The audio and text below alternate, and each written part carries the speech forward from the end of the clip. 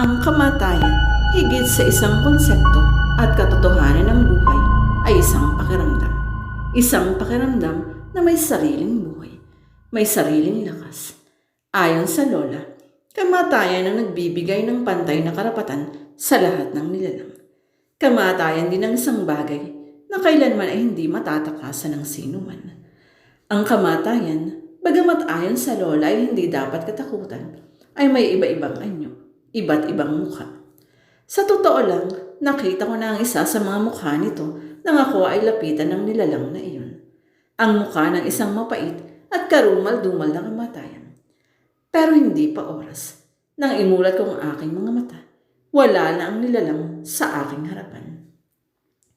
At bago pa ako nagtaka o nagtanong, dali-dali na akong bumalik sa aming kubo.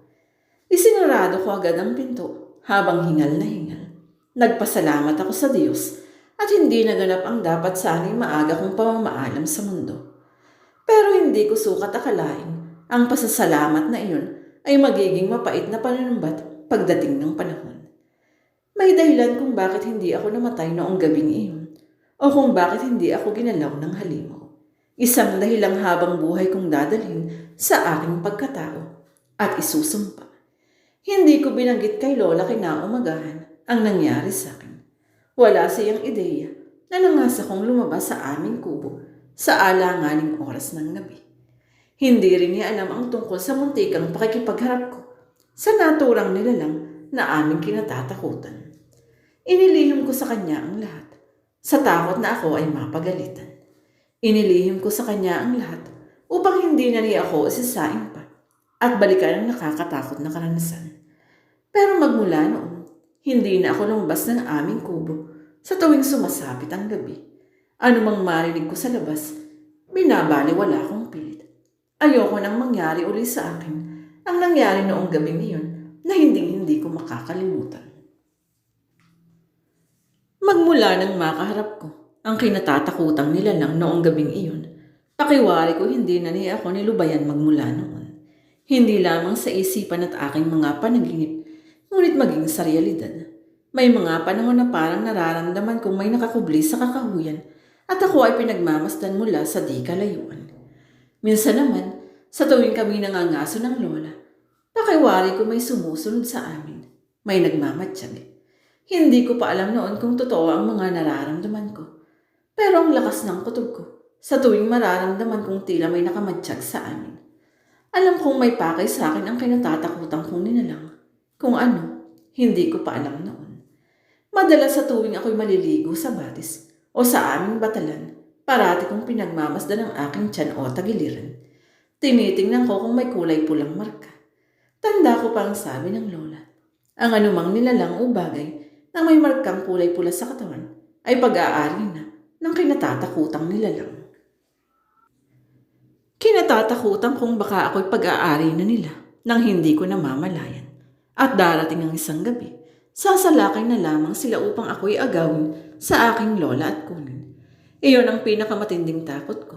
Takot na makain ng mga kinatatakutang nilalang at takot na mawalay sa piling ng aking lola. Salamat na lang sa Diyos at walang markang anuman sa aking katawan. Ngunit minsan, may mga panganaginip akong parating nagtatanong sa kawalan. Kapag nagkataon ng salakayin kami ng kinatatakutang nilalang, kaya akong ipagtanggol ng Lola sa kanila. Nasa 12 taong gulang ako nang unang datna ng regla. Ang unang paglabas ng dugo sa aking ari ay lubos kong ikinatakot.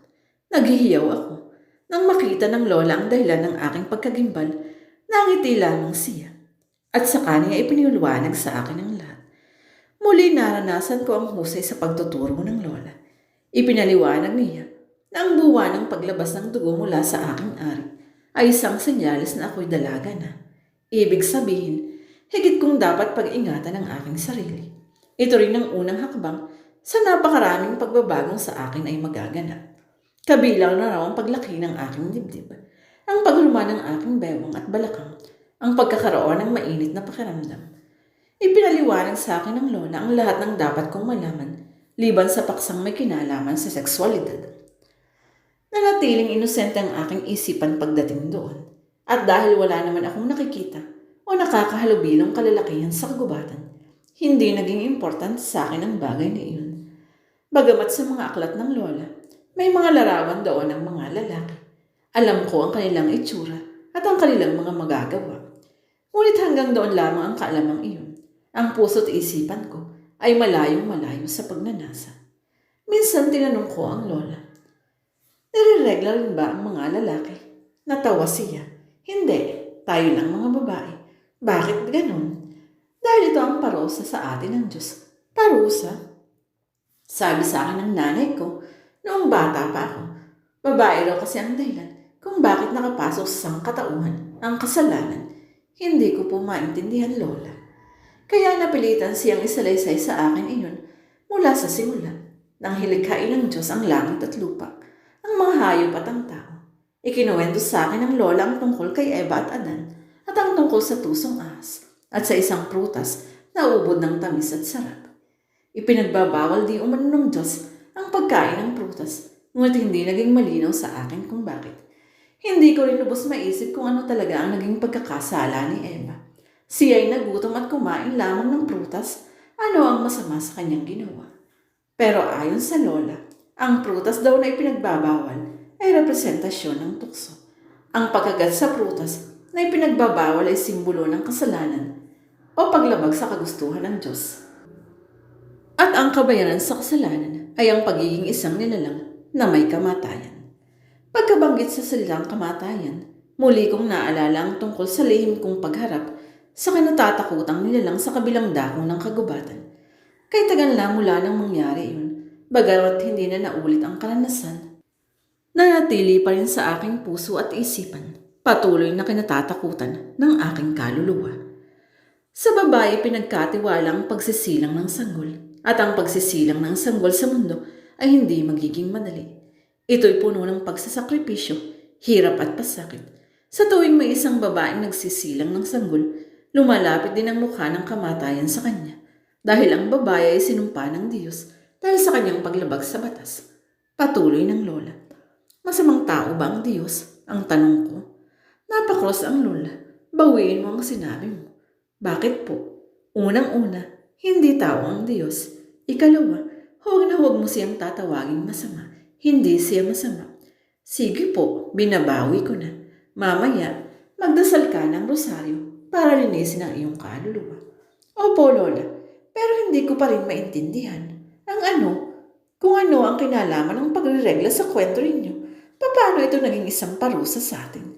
Dahil ang paglabas ng dugo sa ating ari ay isang hudyat na ang babae ay maaaring mabuntis at magsilang ng sanggol sa mundo, na ang ibig sabihin, sinaharap na sa maraming pagsubok sa buhay. Kailan mangyayari yun, lola? Kapag may lalaking natigilan si lola, hindi niya magawang ipagtapat sa akin ang kasunod na sasabihin sana niya. Lola, saka na ang pagpapaliban niya. Masyado pang maaga para sa bagay na iyon. Ngunit habang pinipigilan, lalo nagpupumiglas ang aking isipan na malaman pa ang tungkol sa mga bagay na ito. Sinubukan kong basahin ang ilang aklat ni lola na tumatalakay sa paksa ng lalaki at babae. Noon ko natutunan ang mga katagang ligawan, pakikipagrelasyon, paghahalikan, kasal at pag-ibig. Sa paglalarawan, ang pag-ibig daw ay ang pinakamaganda at pinakamatinding pangyayari na maaaring mangyari sa buhay ng isang tao. Ayon pa sa aklat, kapag daw ang pag-ibig ay napasok sa puso ni naman, hahamakin ang lahat, masunod lamang. Ako ay napangiti. Nagbigay sa akin ng kakaibang pananabik ang pangsa tungkol sa pag-ibig. Nang tanungin ko ang lola tungkol dito, noon ko narinig sa kanya, ang batas na iyon, bawal kang magmahal.